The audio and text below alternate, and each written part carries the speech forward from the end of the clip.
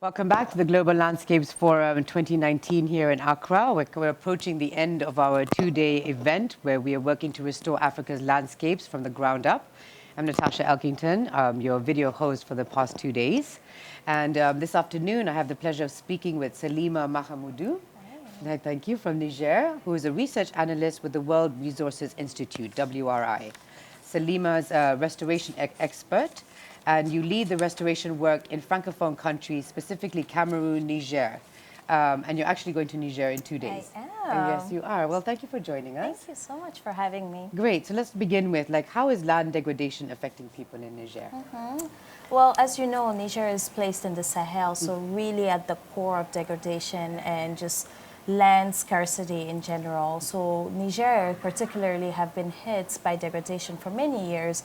The community there are true resilience because the lands are arid, extremely arid. You have temperature averaging in the 40s degrees Celsius. So for a tree to even grow is just such a complication, and you have population bloom, just increasing pressures on land, increasing pressures on water, and it's just been a ton of pressure on the land, so degradation has just been permanent for many years now. But there are plenty of efforts being done to really reverse the trend and de-stop the Sahara that's coming down, and really educating populations and making them feel aware, be aware that trees are important and needs to be preserved in order for them to actually have a sustainable livelihood. Great. And can you just tell me a bit more about the World Resources Institute?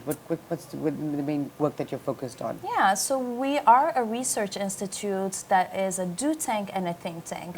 So we support countries and other institutions with tools and methodology to really think about restoration, because it's such a long word, landscape restoration. What does that even mean? So we try through different methods and tools to really divide this topic into monitoring, for instance, finances, implementation on the ground, creating a movement at the national level. Who are the right stakeholders to pull in? So we really work on the ground with communities, really make them understand what is the value added of restoration, but also at the national level with leaders, creating strategies, giving them the right monitoring tools, giving them the right options for financing that landscape work and landscape restoration as a whole.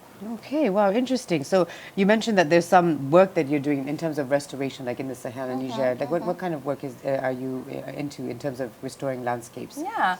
So we're working at two levels. For instance, in Niger, we're working directly with communities, creating half moons, for instance, and really educating them about restoration, that it's not just tree planting, because people have this idea that landscape restoration is just planting trees and we're good. They're going to be there and help people, but it's a lot more than that. It's preserving those trees, and there are many techniques like assisted natural regeneration, who doesn't requires you to plant trees, but just to preserve that tree that's growing.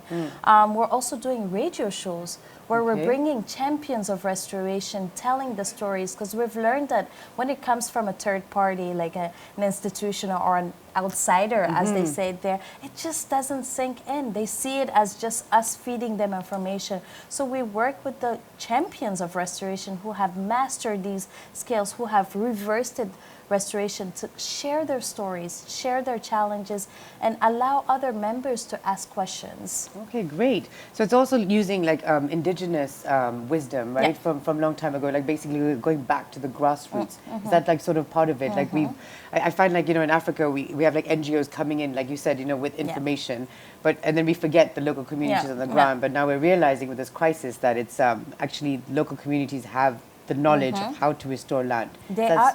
I completely agree with you. They have the knowledge, but they are actually the main stakeholders. Right. Because restoration would not be sustainable if themselves, they're not seeing the value added. Right. And for them to see it, it needs to come from them. And all of these techniques exist for many years. Our grandparents and great-grandparents have been doing it. Today, what we're bringing is not a new vision. I think we've had enough of those. Right.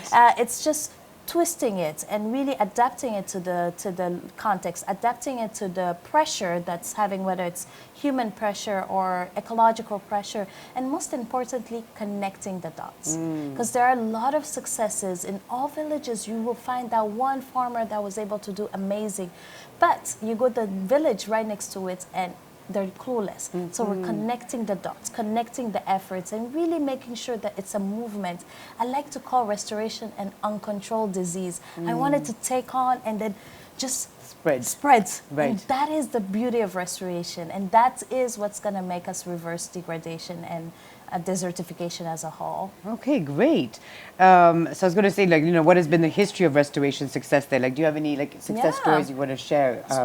Niger is known for restoration, although it's a very arid country. 5 million hectares at least have been restored completely under the radar of big institutions and political will. This was done by the people. In Tigray region, a whole region being completely restored. So we're seeing, for instance, in Niger, that there's a great history of restoration.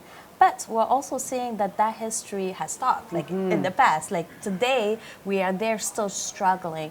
And it's really, we need to spread, we need to scale up those successes, identifying them, understanding the factors of success, and really connecting the dots, not only at the local level, but with partners. We partners need to do a better job of collaborating together. We're often competing, but we need to sit down together alongside with community, alongside with the chief, the religious chief, the traditional chiefs, and say, what is the plan? Right. How do we make it? Who intervenes where? And really create that whole movement. And I do think that there's great potential. We, through the GLF, the AFR 100, there's great momentum that's being created. But after 2 days of discussion, we all realize that we need to do more. And I think we're going back to our countries, to our institution, and eager to do more to connect those dots. Yeah, great. Because I think what the message I've been getting is that there's always been a lot of talking, and now with the little time that we have left, it's time to act sort of yesterday. Yeah. So we just need to implement, implement all these these ideas that we've been discussing. Exactly. Right. So I was going to say, so what do the benefits of farmers and herders see from restoration? Two things I'll say. Restoration oftentimes in Africa is only talked about in agricultural lens. Because those are the lens that we often know about, since our economic systems are based on agriculture. But restoration is very much valuable and much needed in pastoral lens, with our transhumance and pastoralists throughout the continent, which is our that we're proud of. So some of the benefits in the agricultural lens is more yields out of your production. For instance, your lands are greener, which means that you have greater chances to have organic soils. On the pastoral lands, you have more folders for your animals, and they don't necessarily have to go through agricultural lands to feed or something like that. So there's great potential. And now we're seeing, with restoration approaches, with restoration intervention, with this new movement, we're seeing that not only environmentally, that things are greener, that lands are healthier, but even people are happier. Honestly, a farmer or any local population that you meet and they're generally happy, it means that whatever they're doing, their lands are healthy. So this is what we're generally looking for. Great. So I know that you said you're going to Niger next week. So what do you expect to see when you arrive? My upcoming trip is honestly just to learn. I think we don't do enough of that, of just going there with no agenda, just learning and allowing them to tell us what are their challenges, what are their opportunities, what they want to know. Oftentimes, as you said earlier, we come with these techniques ready to feed them, and sometimes it's not their preferable technique. I'll just give you a really quick example. I spoke with this lady with, there's a great movement to bring a sustainable stove with the three tools. And she said that she didn't like it because she was making bread, her business is making bread, and she liked the crust that the charcoal would create on the bread, and that's what would make her bread to sell. But now with this sustainable option, that crust was no longer, the bread was perfectly cooked and she didn't have that crust. Yeah. So sometimes to intervene, we need to find that preferable option Right. for the community we're working with. So for this trip, we just want to learn from them. Today we're just sitting back as students and learning from them and just saying, what can we learn? What do you have that we can go back, and how do we create projects together to make sure that they're sustainable, but they're also beautiful on paper, because that's what our donors like to see. Right. Very Yeah. good. Well, thank you very much. I don't know if Thank there's anything you. else you want to add that you think is important that maybe I haven't asked you in terms of the work that you do or with the GLF as a closing I think remark. just one last thing that I wanted to add is the place of youth.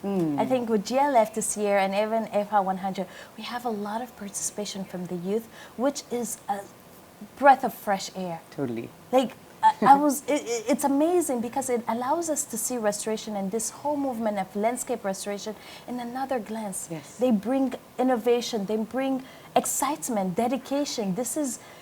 It's amazing. So I'm thrilled to work with them and see to what extent we can further their involvement. But beyond that, I'm actually thrilled for them to shake us a little bit Yes. and think outside of the bus. Yes, very, yes, wonderful. Well, thank you so much for Thank taking the time to you. talk to us. Thank you so much. Okay, we wish you a last day, I guess, of the GLF. Thank you. Thank you, my Appreciate dear, it. and a good, safe trip to Niger. Merci Merci. beaucoup. Merci.